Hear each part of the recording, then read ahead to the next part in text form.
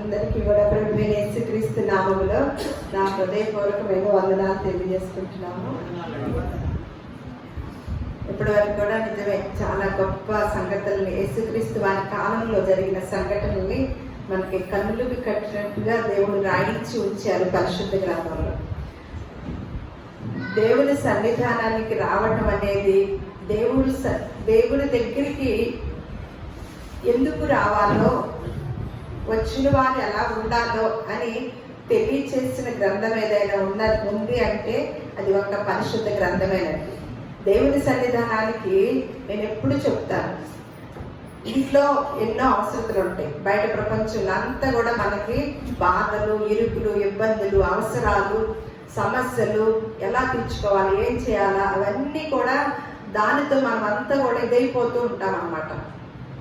అలాంటి సమయంలో దేవుడు అనే దేవుడు ఒక శక్తి, ఆ శక్తి దగ్గరికి, ఆ దేవుని యొక్క సన్నిధికి వెళ్ళినప్పుడు మనం ప్రశాంతంగా ఉండటానికి, మనం బలాన్ని పొందుకోవటానికి, మనకు వచ్చే సమస్యల్ని మనము పరిష్కరించుకోవటానికి కావలసిన జ్ఞానాన్ని, అలాగే దాన్ని ఎదుర్కొనే బలాన్ని, శక్తిని దేవుడు అనుగ్రహిస్తాడనమాట. ఇందాకే మనం చెప్పుకున్నాం కదా, మనం ఏదైనా భోజనానికి వెళ్ళినప్పుడు మనం తింటామా, దేవుడు తింటాడా? మనమే తింటాం. ఆ పని మనమే చేస్తాం.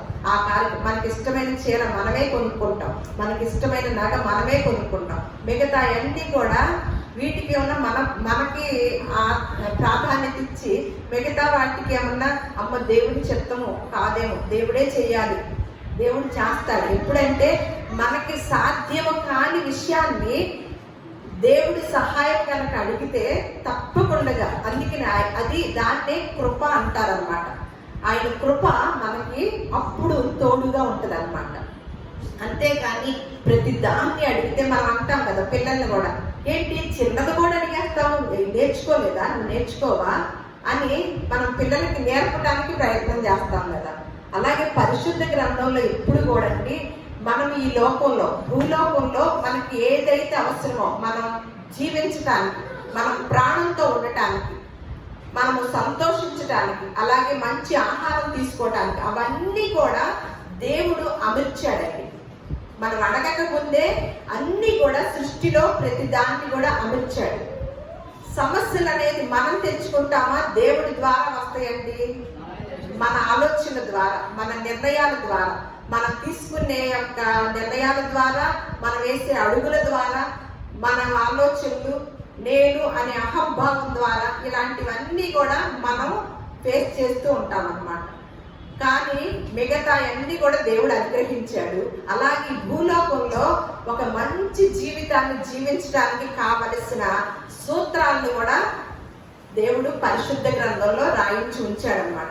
ఏది ఆయన తెలియకోకుండా, మాయంగాను, ఒక మనకేదో తెలియని విషయంగాను, అది తెలుసుకోవటానికి ఎవరిని అడగాల, లేకపోతే ఎక్కడికి వెళ్ళాలి, హిమాలయ పర్వతాలు వెళ్ళాలా, లేకపోతే ఇంకొక చోటకి వెళ్ళాలా, ఏం చేయాలి అనేది లాగా కాకుండా ప్రతి దాన్ని కూడా మరుగున ఏది కూడా చేయలేదండి, మరుగుపరచలేదు. ప్రతిది కూడా తేటగా మనకి రాయించి ఉంచాడు. మనం పరిశీలనగా చదవటం ద్వారా ఆ సూత్రాలను కనుక తీసుకుంటే భూలోకంలో సంతోషంగాను, ఆరోగ్యంగాను, ఆనందంగాను, ఎంతో చాలా నిబ్బరముగాను జీవించడానికి అవకాశం ఉంటుంది. అంతే కదా. అందుకనే యేసుక్రీస్తు వారు ఏమంటున్నారంటే, అదే చదువుకున్నాం కదా, మీరు సూచనలు చూచుట వల్ల కాదు కానీ రొట్టెలు భుజించి తృప్తి పొందుట వలనే నన్ను వెతుకుచున్నారని మీతో మామూలుగా చెప్తున్నాడా, నిశ్చయముగా చెప్పుచున్నానని ఇప్పుడు అంటున్నాడు. అసలు మీరు ఏది ఎత్తకాలనేది ఇప్పుడు చెప్తున్నాడు అనమాట. క్షయమైపోయిన ఆహారం కొరకు కష్టపడకుడు గాని నిత్య జీవము కలుగ చేయు అక్షయమైన ఆహారం కొరకే కష్టపడడు. మనిషి కుమారుడు దానిని మీకు ఇచ్చును. ఇందుకై తండ్రి అయిన దేవుడు ఆయనకి ముద్ర వేసి ఉన్నాడంట. ఈయన స్టాంప్ ఏంటి? ఏమి ఇచ్చే స్టాంప్ ఈయన దగ్గర?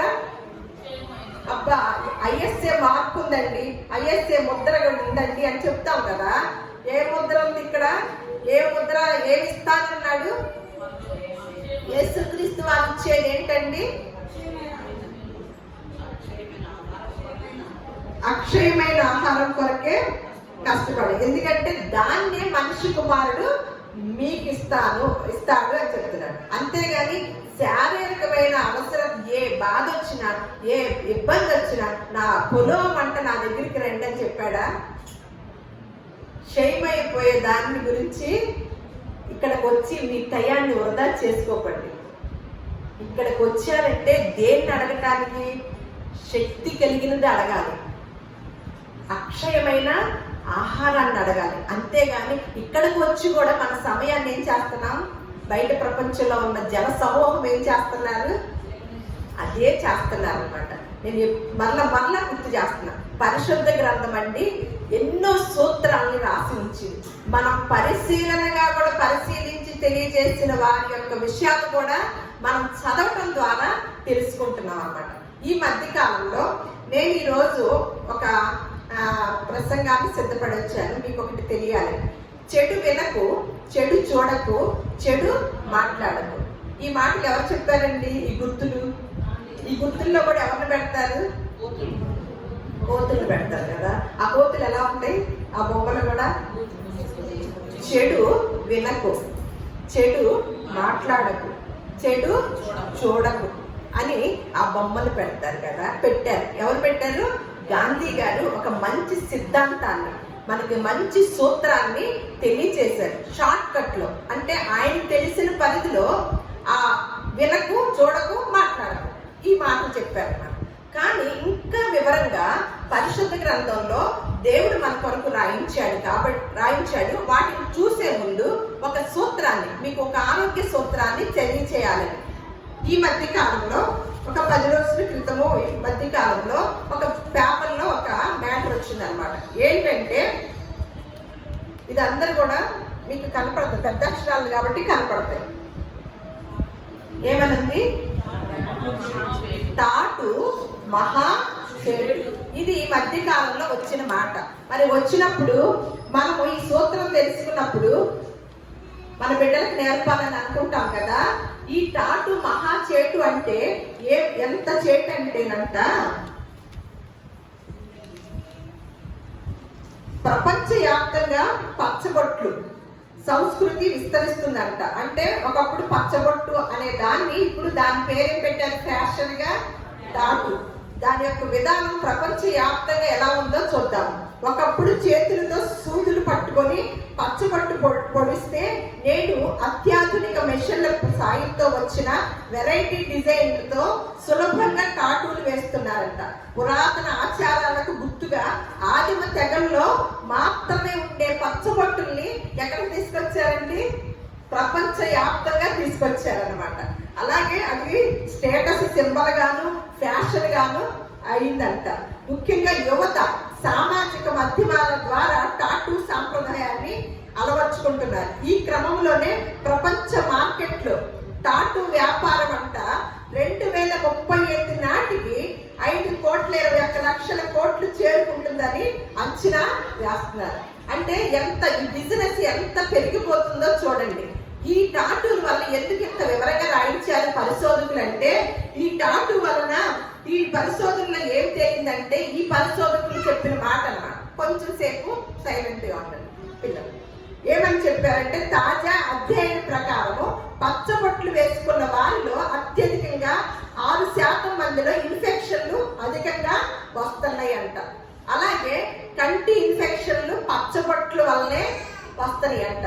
బ్లడ్ క్యాన్సర్ ముప్పు కూడా పచ్చబొట్ల వల్లే.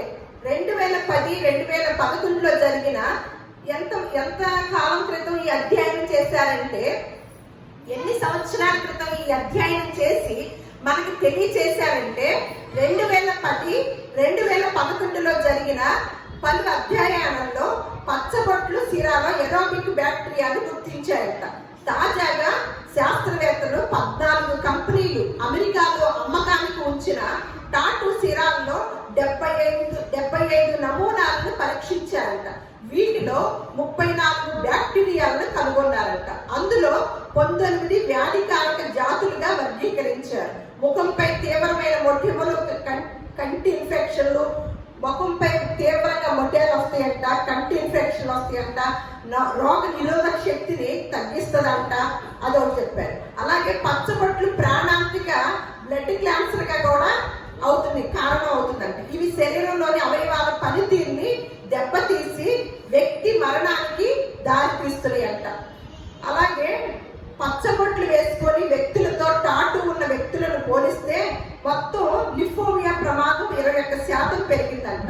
ఆసక్తికరంగా లేజర్ చికిత్స ద్వారా పచ్చబొట్లు తొలగించుకున్న వ్యక్తుల్లో లింఫోమా ప్రమాదం తీవ్రంగా ఉన్నట్లు పలు అధ్యయనాలు తెలియజేసారు. అంటే ఇంకా చాలా మ్యాటర్ ఉందండి. టోటల్ గా చాలా అనారోగ్యానికి కారణం అవుతుంది అనమాట. కానీ ఇదంతా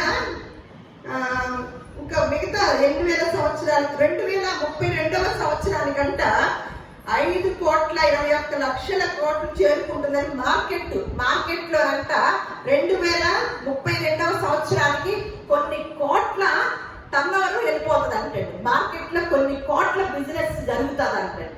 అంటే ఆ జనాభా ఎంతగా దీనికి కనెక్ట్ అయి ఉన్నారో వారు తెలియజేస్తున్నారు పరిశోధకులు. మరి ఈ మాట ఎప్పుడు తెలియజేశారు? 2010 నుంచి పరిశోధన చేశారు. మరి మనకున్న పరిశుద్ధ గ్రంథంలో ఏమైనా రాయించారంటారా? మన బిడ్డలకి మనం ఏదైతే మంచి మాటలు చెప్తూ ఆరోగ్య సూత్రాలను తెలియజేస్తామో, మనకన్నా మించిన తండ్రి, మనల్ని భూలోకానికి పంపించిన తండ్రి ఈ జాగ్రత్త చెప్పి ఉండడండి. 2000 సంవత్సరాలకు పూర్వమే, క్రీస్తుకు పూర్వమే తెలియజేసిన మాట చూద్దాము. ద్వితీయోపదేశకాండము, లేవి కాండము తీయండి. లేవి కాండము ఇక్కడ 19వ అధ్యాయము 27వ వచనం నేను చదువుతున్నాను. మీ నుదుట వెంట్రుకలను గుండ్రముగా కత్తిరింపకూడదు. ఏమంటున్నారు? దాని వలన కూడా ఒక చేటు ఉందండి. ఎన్ని కెమికల్స్ ఉంటున్నాయండి. మనం బ్యూటీ క్లినిక్లకు వెళ్తున్నాం కదా, దాని ద్వారా మనము దేవుడిచ్చిన అందాన్ని, దేవుడిచ్చిన న్యాచురాలిటీని, దాన్ని ఏం చేస్తున్నాము? బ్యూటీ క్లినిక్కి వెళ్ళి డబ్బులిచ్చి ఎదురు ఏం కత్తిరించుకుంటున్నామండి? మన నొసలు ఏం చేస్తున్నారు? కనుబొమ్మల్ని ఎందుకు పెట్టారండి దేవుడు? మీకు ఒక ఇంత ఆలోచించేయండి. మనం వర్షంలో వెళ్తాం, తడుస్తాం. ఎప్పుడైనా మనము శరీరం అంతా తడుస్తుంది, కానీ లోపల ఎప్పుడైనా చినుకులు పడుతుంది చూసారా? వర్షంలో తడుస్తూ ఉన్నప్పుడు కంటి లోపలికి చినుకులు పడుతూ ఎప్పుడైనా చూసారా? ఎందుకండి? దేవుడు చేసిన ఆ విధానం అన్నమాట, ఆ ప్రాసెస్. శరీర భాగాలలో ఎక్కడ ఏది పెట్టాలో నిర్ణయించిన క్రియేటర్. మనమేం చేస్తున్నాము? నీకేం తెలుసు, మమ్మల్ని ఇంకా అందంగా మేము తీర్చిదిద్దుకుంటాం, నువ్వు ఇచ్చిన అందమేమో సరిపోద్ది మాకు అని ఎక్కడికి వెళ్తున్నామండి? వాటి వల్ల ఎంత అనారోగ్యమో తెలుసండి. నిదానంగా వ్యాధి నిరోధక శక్తి అనేది పోతుందంటే. దేవుడిచ్చిన అందాన్ని, దేవుడిచ్చిన న్యాచురాలిటీని ఏం చేస్తున్నాం? అందుకనే ఇది ఏనాడు రాయించాడండి? బ్యూటీ క్లినిక్లు వీధికి ఒకటి వస్తుందని ఎరిగిన దేవుడు ఎప్పుడు రాయించాడండి? మీ నుదుటిపై వెంట్రుకలను గుండ్రముగా కత్తిరింపకూడదు, మళ్ళా చచ్చిన వారి కొరకు మీ దేహమును చీలుకొనకూడదు, అలాగే పచ్చబొట్లు మీ దేహమునకు పొడుచుకొనకూడదు. ఎప్పుడు రాశాడండి? ఎందుకు రాశాడండి? మన తండ్రి ఇదిగో దీని వల్ల ఏమొస్తాయంట? క్యాన్సర్లు వస్తాయంట, చాలా జబ్బులకి కారణం అయిపోద్దంట, వ్యాధి నిరోధక శక్తి తగ్గిపోతుందంట. మరి ఇన్ని మాటలు రాయించారు కదా. మళ్ళీ ఒక మాట ఉంటుంది, స్త్రీ పురుష వేషం వేసుకొనకూడదు, పురుషుడు స్త్రీ వేషము వేసుకొనకూడదు. వేసుకుంటున్నారా? రివర్స్ లో ఉంటున్నారా? దేవుడికి విరుద్ధమైన విషయాలు అన్నమాట ఇవన్నీ. దేవుడు ఒక క్రమం పెట్టాడండి. ఒక క్రమం పెట్టినప్పుడు మనం చాలా ఇబ్బందిలోకి వెళ్తున్నాం. ఆ క్రమం తప్పటం వల్లేనా? దేవుడి క్రమంలో నడిస్తే మనకి ఇబ్బందులు ఎప్పుడన్నా ఉంటాయా? స్త్రీ ఏ వేషం వేసుకుంటుందండి ఇప్పుడు? ఎలా పడితే అలా వేసుకుంటుంది. పురుషుడు ఇంకొక టైప్లో వెళ్ళిపోతున్నారు. కానీ అవి వేసుకోకూడదు. దేవుని యొక్క రూల్స్ అన్నమాట, దేవుని యొక్క సూత్రాలు. పచ్చబొట్లు వల్ల ఎంత ప్రమాదం ఉందో, ఎంత మ్యాటర్ రాశారో ఒక్క మాటలో మనకు తెలియజేశారు. ఇవి దేవుడికి ఇష్టం లేని పనులు అన్నమాట.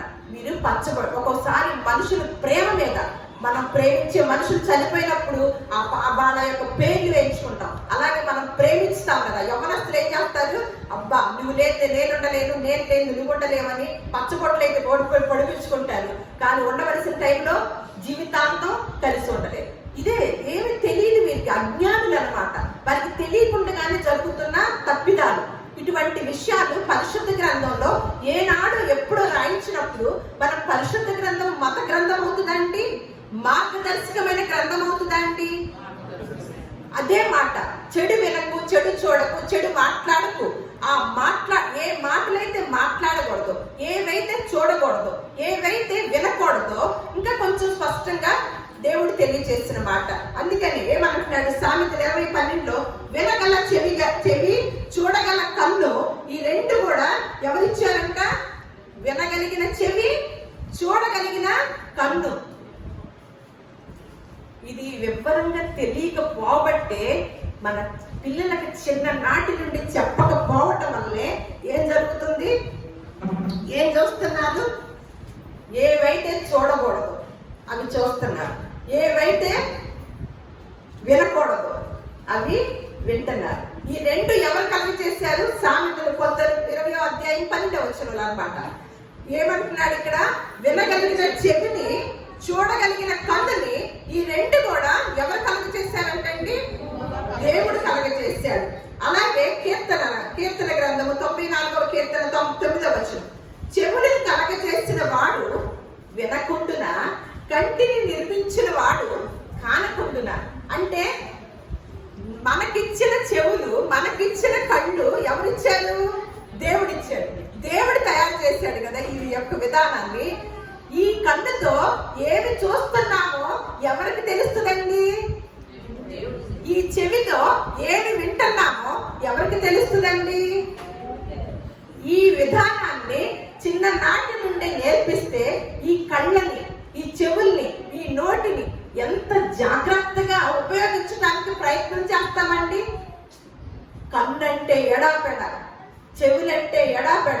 ఈ మనకు చెవులు వస్తే ఏం తెలుస్తుంది? ఆడవాళ్ళకైతే ఎంత పెద్ద బుట్టలు పెట్టుకోవాలి, ఎంత పెద్ద పోగులు, ఎన్ని జతలు కొనుక్కోవాలి, ఏ ఫంక్షన్ కి ఏ జతలు తీసుకెళ్ళాలి, ఇవి బాగా తెలుసా? కానీ ఈ చెవులతో ఏ మాటలు వింటున్నాం, ఏ మాటలు చెప్తున్నాం, ఏ మాటలు ఎవరికి ఏ మాటలు చెప్తున్నామో, ఏ మాటలు విని మనం ఒక దరిద్రానికి హేతు అవుతున్నాం అనేది ఒకంత గుర్తుంచుకోవాలి కదా. ఎవరిచ్చినవి ఇవి ఎందుకు గుర్తుంచుకోవాలి అంటున్నానంటే, దేవుడు చేశాడు, దేవుడు ఇచ్చాడు. మనకంటూ మనకు రాలా. ఒక వస్తువు ఒక ఆయన ఇచ్చినప్పుడు మనం ఏం చేయాలి? ఆ వస్తువుని జాగ్రత్తగా చెప్పాలన్నమాట. అటువంటి విధానాన్ని దేవుడు తెలియజేస్తూ, అందుకనే ఇవి మీకు ఇచ్చిన వాడు మీరేం మాట్లాడుకుంటున్నారో వినకుండా ఉంటాడా? మీరు చెడు మాట్లాడుతున్నారు, చెడు వినకోకుండా, మనుషులైతే వినపడకుండా మనం ఏం చేస్తాము? చక్కగా గదిల్లో కూర్చొని ఏం చేస్తాము? ఏం చెప్పుకుంటాము? గదిల్లో కూర్చొని మాట్లాడుకుంటామా? ఎవరు వినకోకుండా. అంటే మనకి దేవుడు వింటాడనే ధ్యాస అసలు ఏనాడు ఉండదు అనుకోండి. ఏం చేస్తాము? చెప్పండి ఎవరికి? సీక్రెట్ గా మాట్లాడతావా? ఎక్కడ? గదుల్లో కూర్చొని ఫోన్ తీసుకొని, గదిల్లో కూర్చొని ఫోన్. ఈ మధ్య కాలంలో మన ఫోన్ తో వినపడితే మనకి ఇయర్ ఫోన్స్ పెట్టుకుంటున్నారు. ఎవరంటే పక్కన ఇంట్లో పక్కన సభ్యులు వినకూడదు. మనం ఫ్రెండ్స్ తో మాట్లాడే మాట పక్కన సభ్యులు, మన కుటుంబంలో నెంబర్స్ ఉంటారు కదా, వాళ్ళు వినకోకుండా మనం తలుపేసుకొని ఇయర్ ఫోన్స్ పెట్టుకొని ఏమి మాట్లాడుతున్నాము, ఏమి వింటున్నాము, ఎవరన్నా ఏదైనా చెప్పినప్పుడు ఏమి వింటున్నాము? దేవుడైతే వింటలేదు, అది మాత్రం కన్ఫర్మ్. ఎందుకంటే అసలు మైండ్ లోకి దేవుడు వింటాడనే దృష్టే ఏనాడో పంపించేసాం పక్కకి. కాకపోతే మన కుటుంబ సభ్యులు వినరు అనే గొప్ప రక్షణని ఏర్పాటు చేసుకుంటాం. కానీ హబక్కూకు గ్రంథం 2వ అధ్యాయం, ఈ మాటలు విని అంట చెడు మాట్లాడుకునే వారి మాటలు విని ఎవరు మనం మొరపెడుతున్నారో తెలుసా అండి? ఎవరు మనకు మొరపెడుతున్నారు వినలేకుండా? మనం ఒక మాట చెప్పుకున్నాం. ఎవరికి చింత అంటండి? ప్రకృతికి చింత. ఈ చెడ్డ మాటలు వినలాక చచ్చిపోతున్నామయ్యా, వీళ్ళకేమన్నా నీ బిడ్డలు మంచి వాతావరణం నా బిడ్డలు కానీ మమ్మల్ని చంపుకు తింటున్నాము. ఈ చెడ్డ మాటలు, ఈ చెడ్డ వ్యవహారాలు చూడలేక వినలేక చచ్చిపోతున్నామని ఏమంటున్నాడు? గోడలలోని రాళ్ళు మొరపెట్టుచున్నవి, దూలములు వాటికి ప్రత్యుత్తరం. గదుల్లో మాట్లాడుకుంటున్నారా మన ఇష్టానుసారంగా? అవేం చెప్తాయి అంట? మొరపెడతని అంట, వింటనై అంట. అంటే మొరపెడతని అంటే గదులు వింటాయా, గోడలు వింటాయా? అందుకని మనం ఏమంటాం, మనకి సామెత ఉంది కదా, గోడలకి చెవులు. అది నిజమండి, తెలియకుండానే పెట్టారు. కానీ పరిశుద్ధ గ్రంథంలో స్పష్టంగా రాయించారు, గోడలకి చెవులు ఉన్నాయి. మనం చెడు మాట్లాడితే అవి దేవుడికి మొరపెడతాయి అని మాత్రం జాగ్రత్తగా మీరు పరిశీలనగా ఉంచుకోండి, తెలుసుకోండి. అందుకని సామెతల గ్రంథం 1వ అధ్యాయం 10వ వచనం, నా కుమారుడా పాపులు చెడు వెనక గురించి చెప్తున్నాను. నా కుమారుడా పాపులు నిన్ను ప్రేరేపింపగా వెనకము, మాతో కూడా రమ్ము, మనము ప్రాణము తీయుటకే పొంచి ఉందుము. నిర్దోషి అయిన ఒకరిని పట్టుకొనుటకే దాగి ఉందుము. బలముతో నుండగా మనము వారిని మింగివేయుదుము. రమ్ము అని వారు చెప్పినప్పుడు వినకము.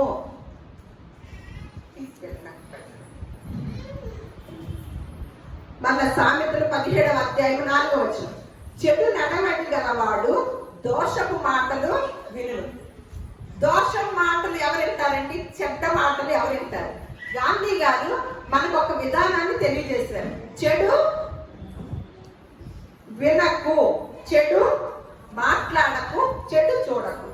ఆ చెడు మాటలు ఎవరు వింటారంటండి? ఇక్కడ చూడండి, చెడు నడవడి గలవాడు దోషపు మాటలు వినును. నాలుక హానికరమైన మాటలు పలుకుచుండుగా అబద్ధికుడు విను. చెడ్డ మాటలు వినే వాళ్ళందరూ ఎవరంట? చెడు నడవడి గలవారంట. మనకెవరైనా చెడ్డ మాటలు చెబుతున్నారు, అమ్మో నేను విననమ్మా, నేను అపవిత్రం అయిపోవాలమ్మా, ఆ చెడ్డ మాటలు నాకు నా దగ్గరికి మాత్రం తీసుకురాకండి అన్నవారు ధన్యులు అన్నమాట. ఆ మాటలు వినసొంపుగా చక్కగా సంగీతం లాగా వినే వారికి వారి యొక్క నడవడి ఎలా ఉంటుందంట?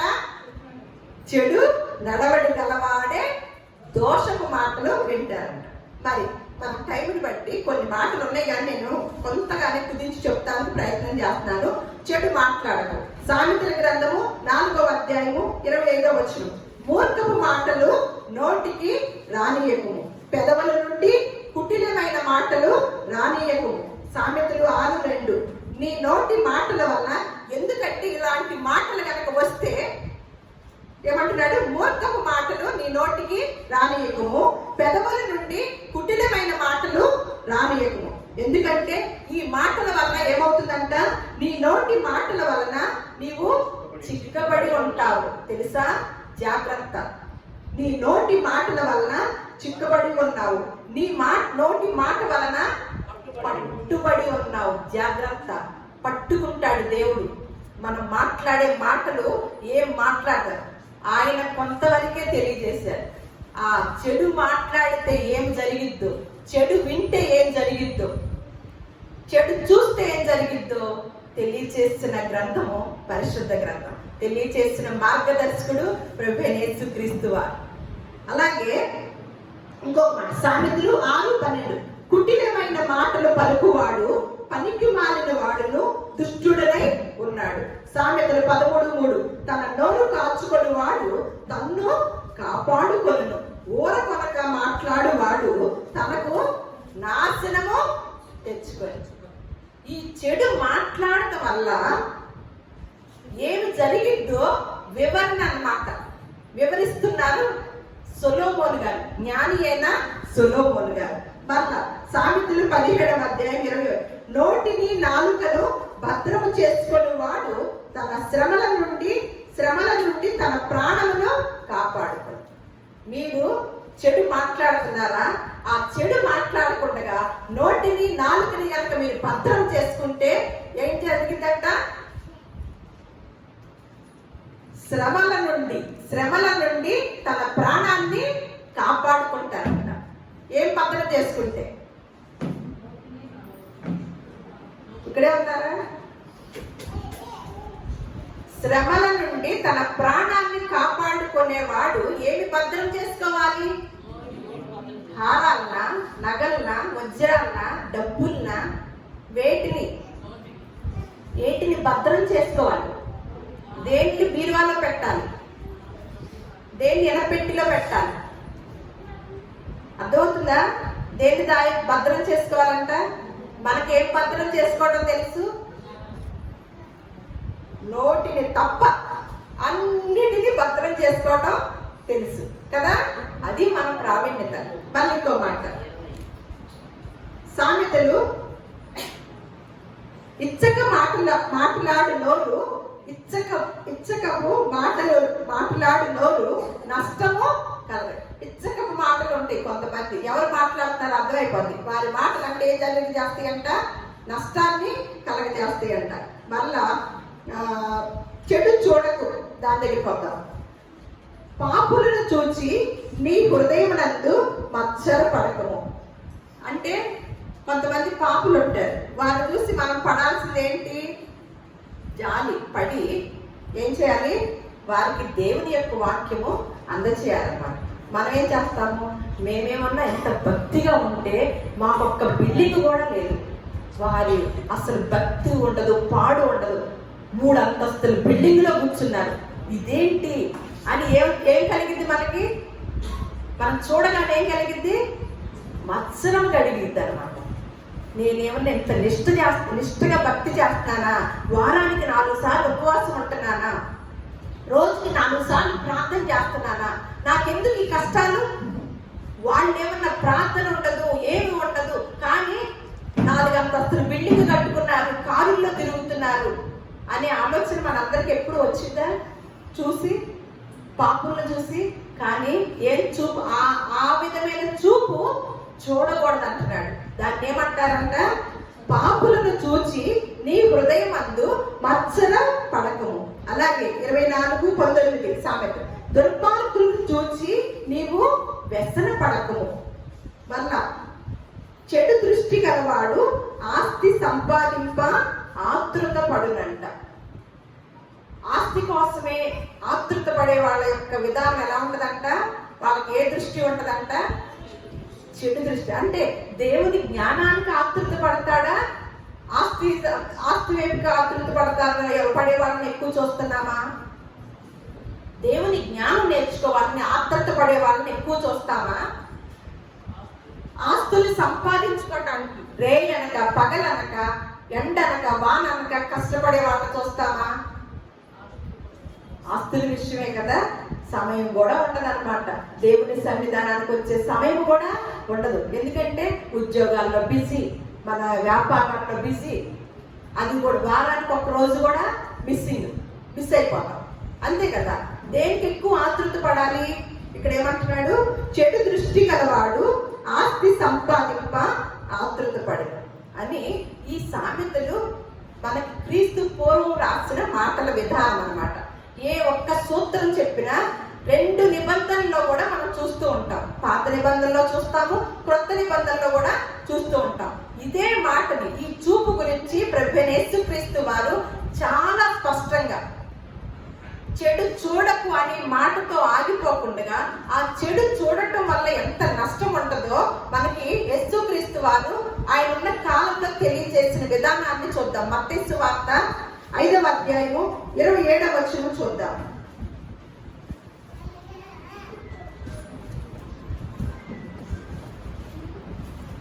వ్యభిచారం చేయవద్దని చెప్పబడిన మాట మీరు విన్నారు కదా. పాత నిబంధనలో ఆజ్ఞల్లో ఒక ఆజ్ఞ అన్నమాట. మనకు ఉన్న విధానం, మనకు ఇప్పుడున్న చట్టం కూడా అదే కదా. వ్యభిచారం చేయవద్దని చెప్పబడిన మాట మీరు విన్నారు కదా, ఇప్పుడు నేను మీతో చెప్పున్నదేమనగా అని యేసుక్రీస్తు వారు చెప్తున్నారు అనమాట. ఏమనంటే, ఒక స్త్రీని మోహపు చూపుతో చూచు ప్రతి వాడు అప్పుడే తన హృదయమందు ఆమెతో వ్యభిచారం చేసిన వాడగును. చాలా బాంబు వెలిచారు కదా. ఎన్నిసార్లు చూస్తుంటామండి, చూపుల్లో ఎన్ని చూపులు ఉన్నాయో తెలుసండి. మేమైతే అది చూడలేండి అని అంటాం. కానీ అసూయ, కోపంతో చూపు, అసూయతో చూపు, విషపు చూపు, ఇవన్నీ బైబిల్ గ్రంథంలో రాస్తున్నాయండి. ఇక్కడ ఒక్కటే మనము టైంని బట్టి ఒకటి అదే మీకు చెప్తున్నాను అనమాట. ఇక్కడ యేసుక్రీస్తు వారు ఏమంటున్నారు, మీరు వ్యభిచారం చేయకూడదు, దానివల్ల శిక్ష ఉంటుందని తెలుసుకున్నారు కదా. కానీ నేను మీతో చెప్పున్నది ఏమనగా, ఇప్పుడున్న చట్టం, నా చట్టం ఏమిటో తెలుసా అని, ఒక స్త్రీని మోహపు చూపుతో చూచు ప్రతి వాడు అప్పుడే ఎట్లా అంట, తన హృదయమందు ఆమెతో వ్యభిచారం చేసిన వాడు. అందుకని ఈ యొక్క విధానాన్ని గాంధీ గారు చెప్పిన విధానం ఒక రకంగా ఉంటే, ఇది ఇంకా స్పష్టంగా తెలియజేశాడు. నీ కుడి కన్ను అటువంటి చూపు కనుక చూస్తుందా, ఏం చేయమన్నాడండి, నీ కుడి కన్ను నిన్ను అభ్యంతరపరిచిన ఎడల దాన్ని పెరిగి నీ యొద్ద నుండి పారవేయు. ఎందుకంటే ఒక్క కన్ను చేసిన పొరపాటుకి మనం అంటాం కదా, మా కుటుంబంలో ఒక్క మనిషి చేసిన తప్పిదానికి కుటుంబం అంతా కూడా బాధపడుతున్నాం. ఒక్క మనిషి, ఒక్క వ్యక్తి చేసిన పొరపాటుకి మేము కుటుంబం అంతా నలిగిపోతున్నామండి అని ఎన్నో కుటుంబాలు బాధపడుతూ మనం చూస్తూ ఉంటాం.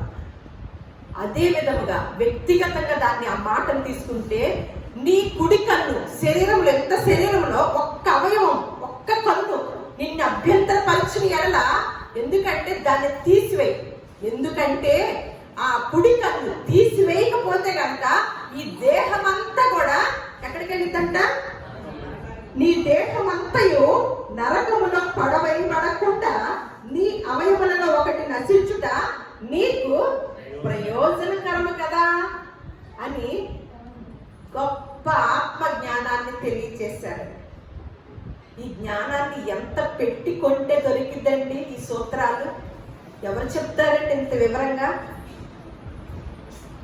ఈ మాటలు, ఈ విధానాన్ని చిన్ననాటి నుండే బాలుడిగా ఉన్నప్పుడే చెప్తే, మనం ఒక బిడ్డని దేశానికి దేవునికి అక్కడికి వచ్చే బిడ్డగా తీర్చిదిద్దుతామా లేదా? తీర్చిదిద్దుతామా లేదండి? కన్ను దేవుడిచ్చాడయ్యా, చెవి దేవుడిచ్చాడు, నోరు దేవుడిచ్చాడు. ఆ నోటితో నువ్వేం మాట్లాడుతున్నావు, ఆ చెవితో నువ్వేం వింటున్నావు, ఆ కళ్ళతో ఏం చూస్తున్నావు, నేనిచ్చినవి కాదు దేవుడిచ్చినవి, జాగ్రత్త అని మనము తల్లిదండ్రులమైన మనం అలా ఉండి ఈ మాటలు వాళ్ళకి తెలియజేస్తే మన బిడ్డలు ఎలా ఉంటారంటండి? అందుకనే కదా బాలుడు నడవవలసిన త్రోవను వాడికి నేర్పినప్పుడంట ఎప్పటి వరకు తొలగిపోడంట? ఏ వయసు వరకు? వృద్ధుడైనప్పటికీ కూడా తొలగిపోడంట. అందుకనే నరుల ఆదికాండంలో ఒక మాట ఉంటుంది, నరుల హృదయాలోచన వారి బాల్యము నుండి కూడా చెడ్డది. మనుషులు పుట్టించేటప్పుడు ఎలా పుట్టించాడంట? యథార్థవంతులుగానే పుట్టించాడు. కానీ బాల్యంలోనికి వచ్చాక ఏమవుతున్నారంట? అది ఎవరు తప్పిదం? పుట్టించేదేమన్నా దేవుడు. యథార్థవంతులుగానే. అందుకే చూడండి, పసిపిల్లల దగ్గర ఏదన్నా కనపడిద్దా మనం వెతికినా కూడా. కానీ బాల్యము నుండి ఎవరి సంరక్షణలోకి వెళ్తారు? ఇక పుట్టగానే తల్లిదండ్రులు, అమ్మమ్మ తాతలు, నానమ్మ తాతల్లోకి వెళ్తారు కదా. వారి యొక్క విధానం ఏమైందంటే, నరుల హృదయాలు వచ్చిన వారి బాల్యం నుండి చెడ్డది. అందుకని ఏం చెప్పాలి అంట? చెడ్డది కాబట్టి ఏం చెప్పాలి? ద్వితీయోపదేశకాండము 6వ అధ్యాయం 6వ వచనం, నేను నీకు ఆజ్ఞాపించు ఈ మాటలు. ఇప్పుడు మనకి ఈ సూత్రాలు తెలుసుకున్నామే. ఈ మాటలంట ఎవరికి నేర్పాలంట? ఎప్పుడు నేర్పాలంట? ఎలా నేర్పాలో చెప్తున్నారనమాట. నేను నీకు ఆజ్ఞాపించు ఈ మాటలు నీ హృదయంలో, ముందు ఎవరి హృదయాల్లో ఉండాలి? పెద్దవాళ్ళ హృదయంలో ఉండాలి.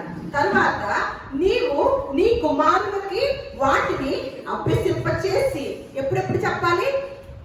నీ ఎంట కూర్చుంటున్నప్పుడు, త్రోమన నడుచునప్పుడు, పండుకొనినప్పుడు, లేచినప్పుడు వాటిని గూర్చి మాట్లాడవలెను. సూచనగా వాటిని నీ చేతికి కట్టుకొనవలెను. అవి నీ కన్నుల నడుమ బాసిక వలె ఉండవలెను. నీ ఇంటి ద్వారబంధముల మీదను నీ గౌనుల మీదను వాటిని రాయాలంట. బాబోయ్, ఇంత పెద్ద విధానం ఉందా? ఏ రోజన్నా దీన్ని అనుసరించామా? ఎప్పుడన్నా సంభాషించుకున్నామా? దేవుడు చేసిన కార్యాలని, దేవుడి మాటల్ని, దేవుడిచ్చిన ఈ శరీర వివరణని, ఈ నిర్మాణాన్ని మన పిల్లలకు తెలియజేశామా? మనం మాట్లాడుకున్నామా? ఎప్పుడైనా? ఎప్పుడెప్పుడు చెప్పాలంట? కూర్చున్నప్పుడు అంట, నుంచున్నప్పుడు అంట, నడిచేటప్పుడు అంట, పడుకున్నప్పుడు అంట. ఎవరెవరు చెప్తున్నారు? ఎవరెవరు మాట్లాడుకుంటున్నారు? ఇవన్నీ చేయని వాళ్ళు ఏముంటది? ఇంకా ఎక్కడికి వెళ్తాం? ఒకళ్ళతో పాటు. అందుకనే యెరూషలేము కుమార్తెలారా, నా కోసం ఏడవద్దు. అసలు నేను చేసిందే ఈ త్యాగం మీకోసం. మీరు పోతారు ముందు. ఎందుకంటే మీ హృదయంలో ఈ ఆజ్ఞను ఉంచుకోలేదనుకోండి, మీరు పోతారు. మీ తర్వాత మీ పిల్లలు పోతారు. వాళ్ళ కోసం ఏడవండి అని ఏనాడు చెప్పాడు? 2000 సంవత్సరాల క్రితం చెప్పాడు. మనకేం కావాలి? ఎప్పుడు మా అబ్బాయి చదవాలి, మా అబ్బాయి పాస్ అవ్వాలి, మా అబ్బాయికి ఉద్యోగం రావాలి, మా అబ్బాయికి పెళ్ళి అవ్వాలి, మా అబ్బాయికి పిల్లలు పుట్టాలి. ఈ తప్ప ఇంకేదైనా సంభాషణ ఉందా? ఇంకేదైనా అడగటం ఉందా? అందుకే మనం ఏమవుతున్నాము? క్రమం ఏముందా? ఉంటుందా? ఇక్కడ ఇంకొక చోట ద్వితీయోపదేశకాండము 17వ అధ్యాయము 22వ వచనం చివరగా ఇటువంటి విధానాన్ని, అంటే ఈ ధర్మమును విడిచిపెట్టి కుడికి గాని ఎడమకు గాని తాను తొలగక ఉంటున్నట్లు, ఈ ధర్మముని విడిచిపెట్టి కుడికి గాని ఎడమకు గాని తొలగిపోకుండా ఉండినట్లు తన దేవుడైన యెహోవాకు భయపడి ఈ ధర్మశాస్త్ర వాక్యములన్నిటినీ, ఈ కట్టడలను అనుసరించి నడవ నేర్చుకొనుటకు అతడు తాను బ్రతుకు దినములన్నిటిను ఆ గ్రంథమును చదువుచుండవలెను. ఎక్కడ రాసి పెట్టి ఉంచారండి ఇవి? మళ్ళా చదువుకుందాం. ఎంత బాగుందో చూడండి. ఈ ధర్మమును విడిచిపెట్టకుండా కుడికి గాని ఎడమకు గాని తాను తొలగిపోకుండాన్నట్లు తన దేవుడైన యెహోవాకు ఏమవ్వాలంట?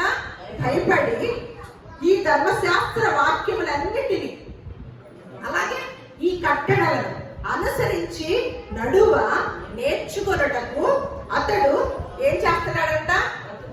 తాను బ్రతుకు దినములన్నీ ఏం చేస్తున్నాడు? తాను బ్రతుకు దినములన్నీ అది పూర్తి అయింది. మీరు ఏ గ్రంథము? ఏ గ్రంథము? ఈ గ్రంథం. ఇది ఎంత గొప్ప గ్రంథమో రండి. ఇది పట్టుకున్న వారికి, ఈ మాటలు హృదయంలో ఉన్న వారికి ఎంత నెమ్మది, ఎంత సంతోషం, ఎంత నిబ్బరమండి.